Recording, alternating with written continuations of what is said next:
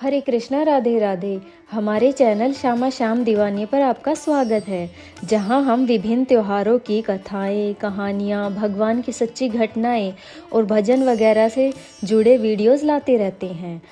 तो आज के इस वीडियो में हम जिस त्योहार की बात करेंगे वह अश्विन मास की पूर्णिमा को मनाया जाता है, जिसका नाम है शरद पूर्णिमा। इसे कोजागरी पूर्णिमा, कुमार पूर्णिमा, रास पूर्णिमा, नवान्न पूर्णिमा और कौमुदी पूर्णिमा भी कहते हैं। माना जाता है कि देवी लक्ष्मी इस दिन धरती पर आती हैं और सबके घर में जाती हैं। खीर शरद पूर्णिमा का एक महत्वपूर्ण हिस्सा है। कहा जाता है कि इस रात चंद्रमा अपनी 16 कलाओं से संपन्न होता है और पृथ्वी पर जीवन के अमृत की वर्षा करता है। इसलिए रात को खीर बना उसको चंद्रमा की चांदनी में रख दिया जाता है। सुबह उसका भोग भगवान को लगा प्रसाद रूप में ग्रहण कर लिया जाता है।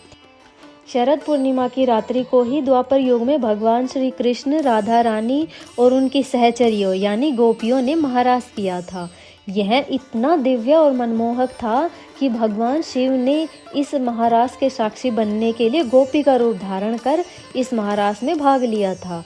इसी कारण ब्रज में आज भी इस शरद पूर्णिमा को बड़े ही धूमधाम से मनाया जाता है।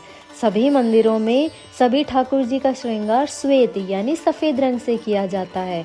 सफ़ेद रंग से ही सारी सजावट की जाती है और सफ़ेद रंग के ही पकवानों का भोग प्रभु को लगाया जाता है। शरद पूर्णिमा के दिन 5 देवी देवताओं की पूजा की जाती है, जो इस प्रकार हैं: माता लक्ष्मी, चंद्रदेव, कुबेर जी, भगवान शिव और स्वयं हमारे ठाकुर जी भगवान श्री कृष्ण।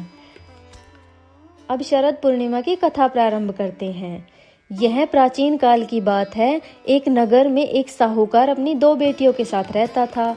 वह दोनों पूर्णिमा का व्रत किया करती थी। बड़ी बेटी अत्यधिक प्रेम, भक्ति और श्रद्धा के साथ व्रत करती थी, परंतु छोटी बेटी व्रत हमेशा अधूरा ही छोड़ दिया करती थी।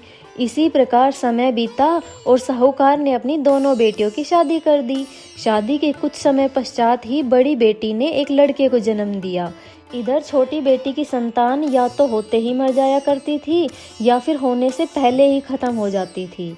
इस कारण वह बहुत परेशान रहती थी। फिर उसकी यह हालत देख साहूकार ने विद्वान पंडितों से इस विषय पर बात की। तब उन्होंने बताया कि तुम्हारी छोटी बेटी पूर्णिमा का व्रत हमेशा आधा अधूरा किया करती थी। इसके फलस्वरूप ही उसके साथ यह सब घटनाएं हो रही है, और यदि वह पूर्णिमा का व्रत विधि विधान के साथ संपन्न करे तो उसकी संतान जीवित रह सकती है। फिर साहूकार की छोटी बेटी ने शरद पूर्णिमा के आने पर उसका व्रत विधि विधान के साथ संपन्न किया।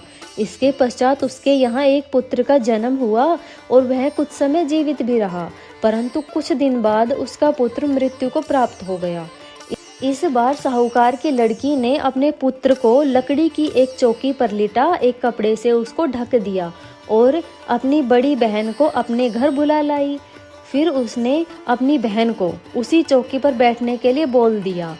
अब जैसे ही उसकी बड़ी बहन उस चौकी पर बैठने लगी, वैसे ही उसकी साड़ी का पल्लू उसके बच्चे को छू गया, जिससे वह बच्चा जीवित हो गया और रोने लगा। इस पर बच्चे की आवाज़ सुन बड़ी बहन उस छोटी बहन पर गुस्सा हो बोली कि क्या तुम अपनी बहन पर अपनी संतान के मरने का दोष लगाना चाहती थी? तब छोटी बहन ने उसे बताया कि मेरा बच्चा तो पहले ही मर चुका था, परंतु आपके धर्म के कारण, आपके छूने मात्र से यह जीवित हो गया है। इसके पश्चात शरद पूर्णिमा की महिमा अपनी आंखों से देख वो दोनों बहनें बड़ी ही श्रद्धा के साथ शरद पूर्णिमा का व्रत विधि विधान से करने लगी।